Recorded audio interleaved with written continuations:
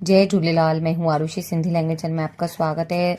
तो फ्रेंड्स, मैं आपको ये जो टॉपिक्स बता रही हूँ ये नवरात्रि के हिसाब से है, या फिर आप अगर कोई व्रत रखते हैं या नहीं रख पाते हैं उस टॉपिक पे भी आप बोल सकते हैं। ठीक है। अब जैसे फॉर एग्जांपल मैंने आपको बताया है, जैसे मैं प्रेग्नेंट हूँ, माँ प्रेग्नेंट आया, या फिर माँ पेटसा आया, या फिर माँ ठवण वारी आया।